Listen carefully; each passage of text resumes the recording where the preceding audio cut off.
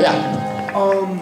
One of the things I noticed about Minecraft is because the music is now playing all the time, I think that it would actually be ideal to have a few different tracks, seeing as it's just one universal world, and then play different tracks depending on what, like, the light level or something like that. Yeah, I think one of the frustrations that he's actually having with the Minecraft developers is that the sound engine isn't fully developed. And I can speak that it is a little frustrating because we sat there and had to nominate all these games, and unfortunately Minecraft didn't end up being one of them. And one of the reasons for me is that it just wasn't well implemented. That's one of the challenges in the IGF, I think, or any competition is that you submit, is you have to make sure everything is well faceted. I'm not trying to like bash on Minecraft or anything, but I think that there's attention to music that is a little bit lacking, and that's unfortunate, definitely. I'm also... I thought we were going to start running. That's the nerdiest joke I've ever said in my life. Way to go, Danny. I got this. Anybody ever heard of Super Crate Box? Yeah. All right, good, very good. He did the 1v2, right?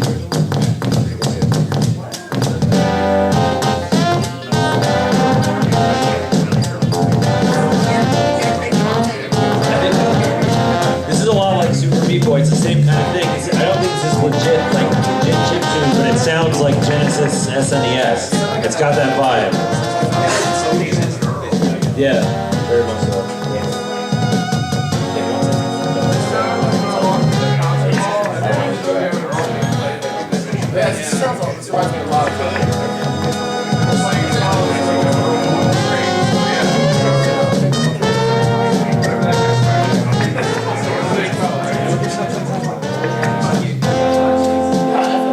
It sounds like Adler to me.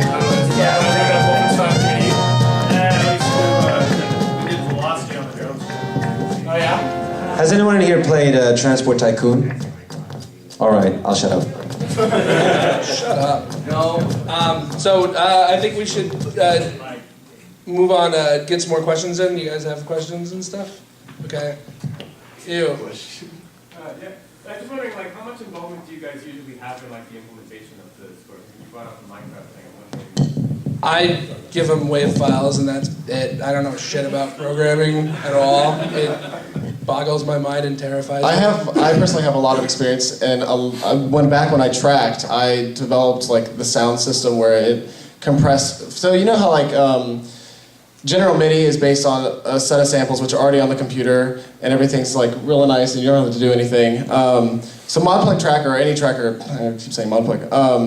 You have samples, and the samples are bent in certain ways depending on what note you're playing and like the reference pitch and all that sort of stuff. But the problem is the size is gross. Say I have 5 songs that have the same exact sounds. You're putting the same exact sounds into the file that many times, and so the experience I have with implementing, I've done direct sound stuff and all that stuff. But I also did the compression thing for I think. What is that? There was a popular game that I can't remember. I'll think of it later. I'll come back. So I know that I've had experience programming games that don't even have my music, and I'm really proud of that. Actually, Multimedia Fusion 2, the sound engine in there I designed, so that's actually my claim to fame. Nice. I don't think I've done anything that in depth, but for Return of Robots as an example, some of the early indie games I worked on, I was in the same kind of situation as Dan, you know, send in the waves, send in the MP3s, just have them put it in. The problem is, the game's done, it's on the marketplace, and like you play a level and the music just stops. Like it doesn't loop, like they didn't set that up properly, so... Yeah, you like the level after the last level in Super Meat Boy, the escape part, it didn't loop. And it was fucking devastating to me because like it's you try to craft this like narrative of music, and like it's the absolute climax of the game. Like it's the very last level. When you beat this, you get the ending, and the music's boom, boom, boom, and then it goes to loop, and it's just silence, and you just hear saws. Yeah, exactly. And it's just I challenge anybody to play that game with the music off and just listen to the sound, because that's fucking weird. I mean, Jordan just like. That's what it sounds like. But I'm not liking where this is going. So but no, actually, Jordan did. He worked at a deli, and he used a pig carcass and just slapped it up against shit and recorded it. That's awesome. Like he does not get nearly enough credit for how awesome the sound effects are in Super Meat Boy. They are, except for the laser sound. Fuck his laser sound. I hate it. He's dumb. but everything else is great. But just real quick to go back to your original question. So for the next game I worked on, the latest one, Return of Robots, after having bad experiences like that and not having it implemented right, I actually said, I'm just going to learn all the programming for Xbox indie games uses something called XNA. So if you've ever used that, any developers in here, yeah. So I actually learned how to do all that stuff, and what would happen, for example, the problems that we had in the game, like over time. Every time they played a music file and it stopped, it would just sort of like stay there in the background. So over time, the music would get like half speed or something like that, which is really sort of trippy if you've been playing for like 45 minutes. So I basically rewrote the whole thing using XNA, and it works properly now. And there's all this, like, for any type of game you work on, there's all sorts of different engines. They all have their own thing, but oftentimes it can be easier to just sort of write your own code there in the middle, just to make sure stuff works properly. It doesn't cut off at the end of the game. So. Yeah, in the back.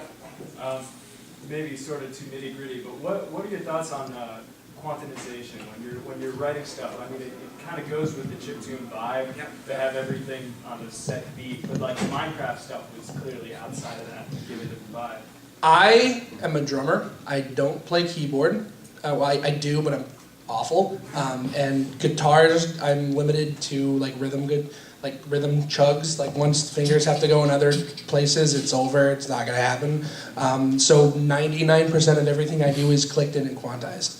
I know exactly what you're saying. When I do orchestral things and it needs to sound more organic, I'll change like where the sample plays and manually change the velocity and everything. But yeah, that was a consideration, and that's even when I did the recording of the guitar, like I was very like perfectionist about making it as close as I could, which obviously it's not perfect, but like that was a consideration, because if it was too organic, I don't think it would sound, you know what I mean, like, because it's supposed to sound like the old chiptunes and stuff. I don't think it would sound right if it was, what's the musical term? The fuck musical terms.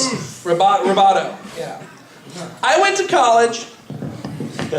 Yeah, I'll agree with that just real quick. I quantized a lot of stuff for electronic music especially. If you don't quantize something electronic, you might have some but then over time it just stops, if you play it wrong and you loop it over and over, it might desync over time.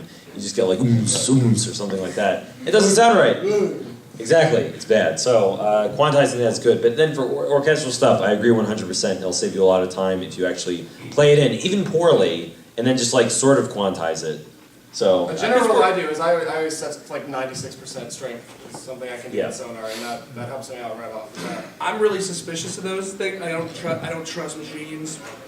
Machines are evil. Because for an articulation on like a string or something, or horns to be realistic, the attack is long. And if you put it right on beat one, it's going to be like wah, where you need to move it over and wah. The orchestral samples are definitely things you have to do by hand normally. Like you have like a harp glissando. You become very intimate with your samples for sure.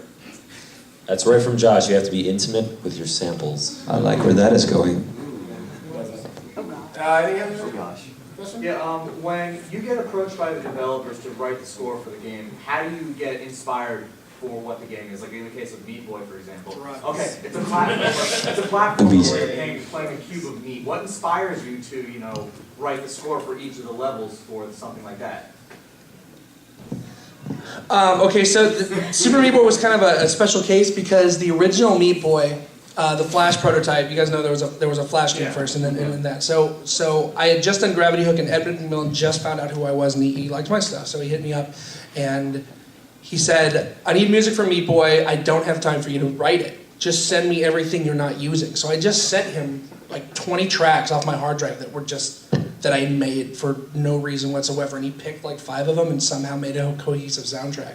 Like it's really kind of creepy, like, because I think it's not stellar, but I think it works pretty well, the original Meat Boy soundtrack, which is strange because it's just random shit. But so like in that case, it was like the main theme of Super Meat Boy is just me like doing a guitar version of some weird 7/4 track I made like 4 years ago, and then like the forest theme Salt Factory theme and Rapture theme were remixes of Salt Factory and Hell in the original. So it's kind of a weird case on that one. But as far as like for the other stuff, it's a lot of it is just listening to listening to stuff that you want it to be like, that you think is appropriate. But then a lot of it is just like going off of your nostalgia and your accumulated experience and just getting it done. And like sometimes it doesn't work. Like if you on the second CD of the soundtrack, There's a good remix on that CD.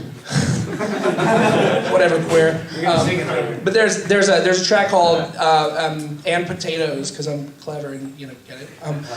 But it was the original version of Chapter 2 Dark World. And Chapter 2 Dark World is like this really creepy, like thriller-esque thing, but the original was really like all over the place. And so it's sometimes you just put it out there. You just, even if you don't know what you're doing, you just make shit, and then like when you get some time away from it, wake up in the morning, you can kind of get like some perspective on it and say, okay, what does this sound like it would be appropriate for? I mean, I think Danny's bringing up a really good point there with writing music. Like we were talking earlier, and I think in every panel we said you have to write music every day. And one of the consequences of that is that you have a lot of music that's like lying around, and it's not music that needs to be wasted. I'm not saying like if you're ever approached to do like a score that you need to just grab some old shit and be like, oh look, I did your score in 5 minutes, I'm so good. But it definitely helps. Like if you do something that you're really proud of, and you get approached, and somebody's like, I just need a soundtrack, and one of the consequences of working in the industry is that your deadlines sometimes are ridiculous. Having a library at least to start from before, like if I had a song that I would never use, if I had that to go to and then modify to sort of tilt in a direction that fits the game, I would totally do that if I had, if I didn't have enough time. That's actually how I got my first real job. The first game I scored. I sent a couple of songs to the guys that were doing the game. This was Eternal Daughter, for those of you who know it. I sent a couple tracks that I had written to the guys that were doing the game, and one of those tracks actually ended up being in the game. So I didn't even have to modify it and fit perfectly. So, I mean, it does work like that too. Of course, I mean, it's easier if you can handwrite the music to the game based on, concept artwork or shots of video, playing footage or whatever. But I mean, you can get lucky too with stuff that you have lying around.